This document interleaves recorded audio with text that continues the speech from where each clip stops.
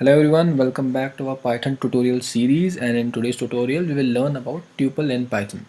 So a tuple is basically, we can define it as a immutable object, immutable data type.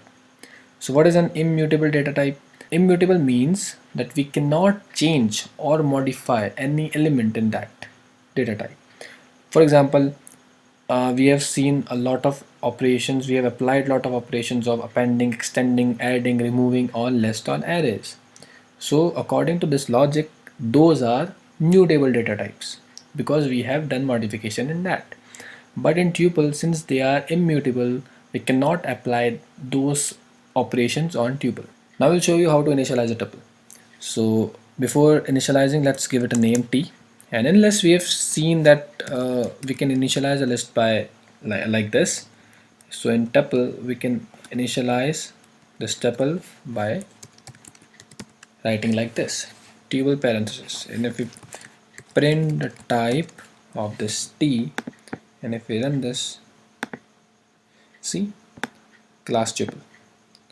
So what is the easy way of doing this? Like in list, we can also initialize a list by square braces. So in tuple, we can initialize a tuple by round braces. And if I print the type of t like this, and if I run this program, see, the answer is same.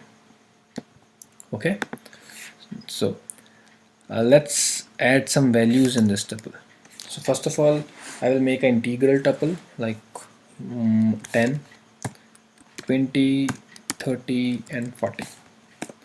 And if I print this tuple like this, see, I'm getting a tuple like this. Now I will also access this tuple elements. So if I want to access the second element like 20, so I will do it like this. Sorry, because index in Python starts from 0. See, 20 is there. So this is the accessing element is same as like arrays and list. We just have to pass the index number in this square braces. So now, what are various functions which are available in tuple, and we can use those. So there are two functions which are, first is count. So as we have seen in list, count functions return the occurrence of any certain element. Like for example, in the above tuple, if I write 20 two more times, and in this t.count, if I pass 20 like this, and if I print this as, and if I execute this program, we will get 20 as 3. That means the integer 20 has occurred 3 times in the above tuple. And again, the another function is t.index. Like we can know the index of any certain element. Like for example, if I want to know the index value of 40, so like this, and if I print the C, and if I execute this program, before executing, we know that the index of C is 0, 1, 2, 3.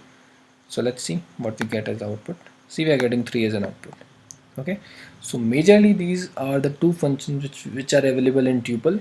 We can also apply some mathematical functions like min max, okay, for finding the minimum element in this tuple, for finding the maximum element in this tuples. For example, if I print the maximum of this tuple, and if I run this, see, I'm getting 40.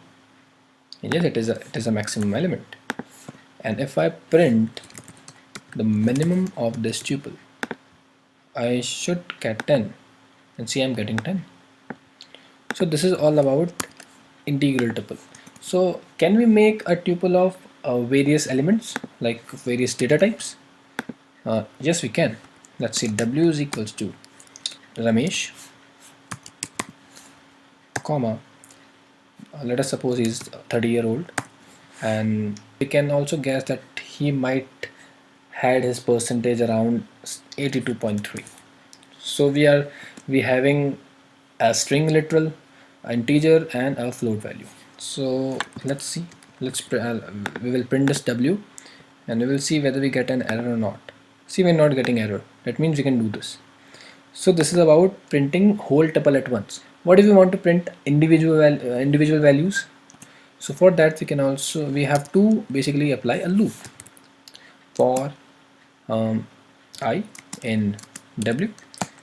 And if you have forgotten what is in is a membership operator, okay, which help us to iterate in this tuple or list or any sequence related data type. So if we debug this loop, the first value which I gonna have is Ramesh, and the second iteration it will have 30, and the third iteration it will have 82.3. So if I simply print this I, and if I execute this program like this, we are getting individual values like this. Okay, and see, if I try to modify any value in this tuple, like if I want to change the first value from Ramesh to Suresh, for example, if I run this, see, I'm getting an error. Oh, sorry, it's an indentation error. Let me run it again. See, tuple object does not support item assignment. That means I cannot assign anything in this tuple once made. Okay. And if I want to delete any certain element like this, if I execute this program, see, tuple object doesn't support item deletion. So this proves that it is a immutable object. So there are certain advantages of using tuple. Since we cannot modify any values, so it is faster than list. Now if we want to make a tuple in tuple, that is a nested tuple. For example, if we have a big tuple and we want to make subtuples in that, so we can do it by initialize a variable d, and this is a big tuple, this is a subtuple, and in this subtuple we can do like this: Sunil, comma 30, comma 99. This is a one tuple. Second tuple might be Suresh, comma 40, comma 89, for example. And the third tuple might be, we have used Ramesh, we have used Suresh. What about Mahesh? Yeah, I forgot to apply inverted commas. Yeah, 50. And let his percentage be 76.8 or 3. Okay. So if you print this tuple like this, will we get any errors? No, we are not getting any errors. So another question arises: what if we want to access Suresh, for example? If we want to extract only Suresh from this tuple, how would we do that? And I forgot to tell this concept in list. So the same concept will apply in this in list also. Just these round braces will be replaced by square braces. Okay. Otherwise, the accessing technique is same.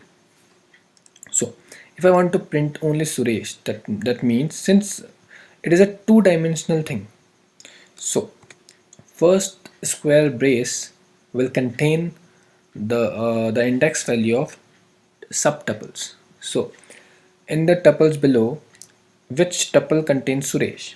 So we can see tuple number second contains Suresh. So according to index value, what is the value of second tuple? Yeah, it's 1. Okay. Now we are in second tuple. Now in this second tuple, what is the value of Suresh? At what position Suresh is? It is at the first position. That means index 0. So if I print this, see, I'm getting Suresh. So now guys, I would like to discuss a certain question with you all. This question might be asked in your interview as well. So if I make a tuple like this, Ramesh, okay, is it a tuple or not? If you have been asked, if you've been given this A is equals to round parentheses Ramesh, and you've been asked whether it is a tuple or not, what will you answer? So let us find out. We can also find out by print type of E.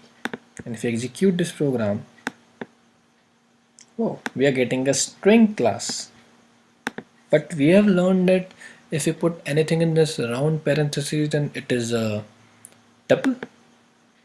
Okay, so the explanatory answer would be, then if you are making a, if you have to make a tuple with a single element, then you have to add a comma. Okay, this is a necessary, or you can say it is a syntactical thing which you have to do. Now if I again execute this program, see I'm getting a tuple. Okay, so this is an important question which might be asked in your interview. So it's a kind of basic question and you should know this. So guys, this is the end of the tutorial. I've tried to cover all the major concepts in this tuple tutorial, and I've also told an interview based question as well. So if you have any queries regarding today's lecture, you can mail us at nerdtovarad@gmail.com, or you can ping us at comment box. And you can also follow us on our social media handles: Facebook, LinkedIn, Instagram, and Twitter. So if you've enjoyed this video, please like, share, and subscribe. Stay tuned. Thanks for watching. Enjoy learning.